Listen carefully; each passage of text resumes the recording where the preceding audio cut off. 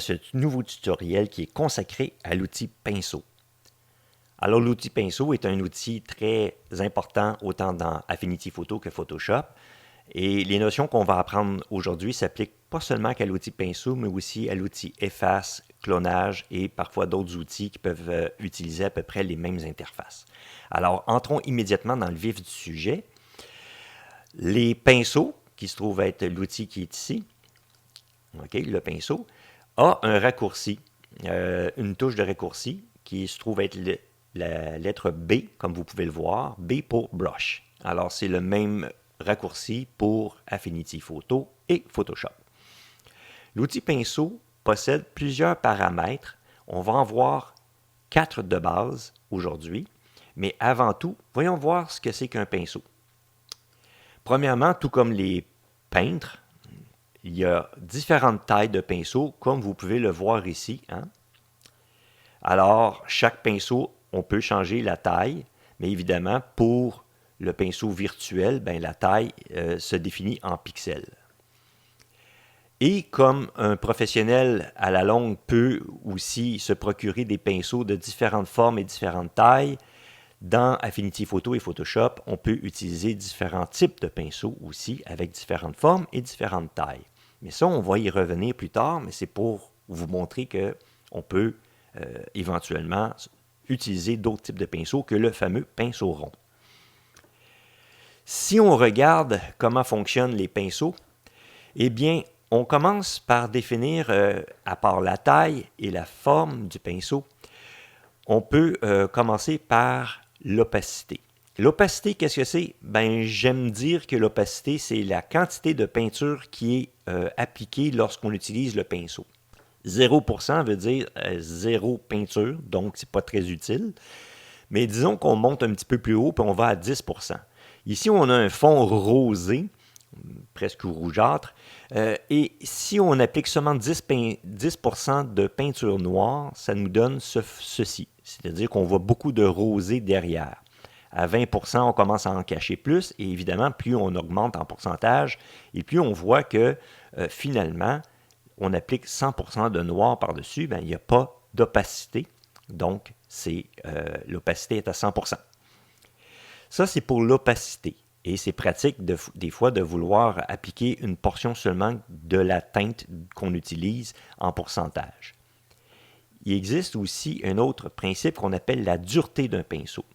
La dureté d'un pinceau, j'aime expliquer ça comme étant, on applique un pourcentage de dureté à partir du centre vers les rebords. Donc, au centre, c'est 100% de dureté, et plus on s'en va vers les rebords, et plus vite ça devient doux. Donc, on appelle ça un pinceau doux. La dureté, lorsqu'elle est à 0, c'est un pinceau extrêmement doux, et plus on va en pourcentage, on augmente en pourcentage, et plus le pinceau, dans ses pourtours, tout autour, devient dur, jusqu'à ce qu'on arrive à 100%, et que le pinceau est très très dur, tellement dur que finalement, c'est un peu comme trop. On voit tous les pixels tout autour. Voyons voir de plus près ce que ça donne. Regardez la différence entre juste 80%, la douceur de 80% et la dureté de 100%. À 100%, on voit très bien les pixels et il y a très peu de sous-pixels qui viennent, on pourrait dire, encadrer le pinceau, alors que plus on s'en va vers le bas et plus c'est doux. Voilà pour la dureté.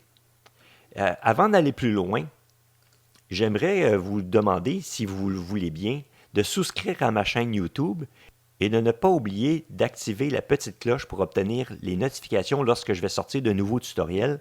Comme ça, vous ne manquerez rien sur tous les tutoriels que je vais sortir dans le futur. Alors, on a parlé de l'opacité, de la dureté, mais il existe aussi un autre paramètre que je vais vous montrer immédiatement, c'est le flux.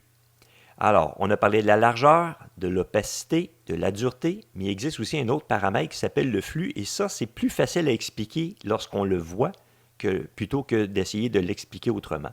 Il faut voir la différence et je vous dirais que c'est entre l'opacité et le flux, il y a une différence et je vais vous la montrer immédiatement.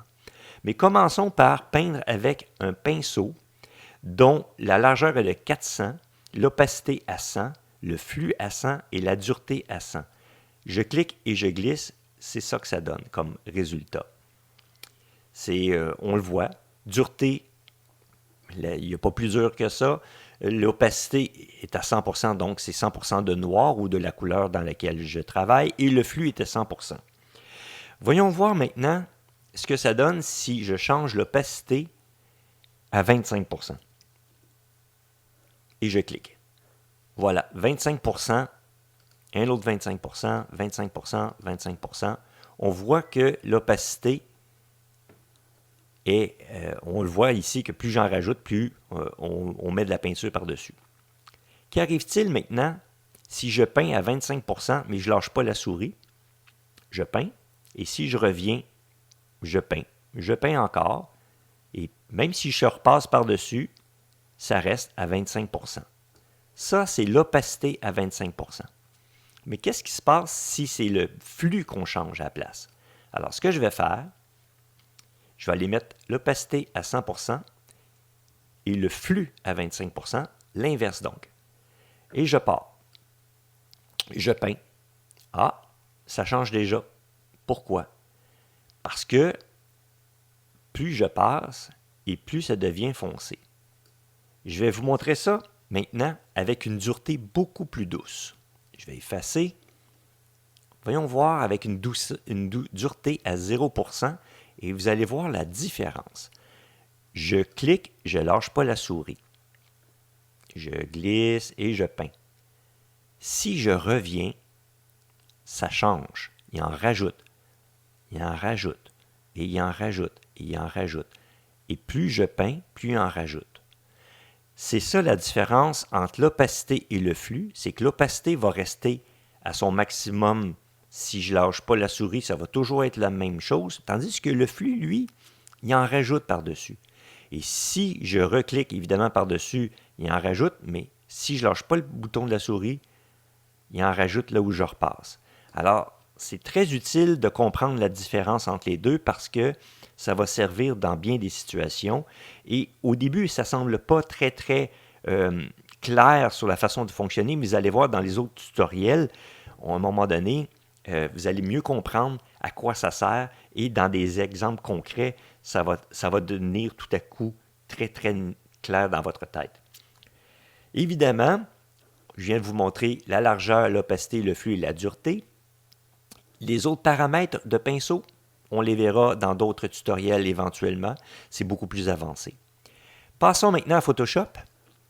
Photoshop fonctionne exactement de la même manière. C'est-à-dire que le raccourci pinceau, c'est B, donc Brush.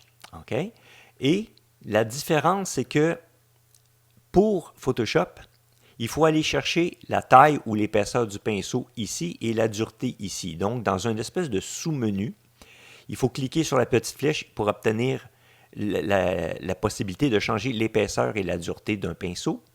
Et on peut changer l'opacité et le flux dans la barre ici à droite. Donc, c'est un petit peu plus long à accéder aux informations, mais ils ont décidé de le mettre comme, plutôt que de les mettre sur une seule ligne, de le mettre comme ça. C'est leur interface à eux. Mais pour ce qui est du reste, c'est la même chose. C'est-à-dire que le flux, la dureté, l'opacité, ça fonctionne pareil. Donc, c'est la même touche de raccourci et c'est la même manière de travailler. Seule peut-être la façon que c'est disposé et les termes changent. Mais sinon, ça reste la même chose. OK? Et il existe maintenant une façon de pouvoir changer la taille d'un pinceau rapidement. Et c'est avec les touches de crochet gauche-droite, comme vous le voyez à l'écran.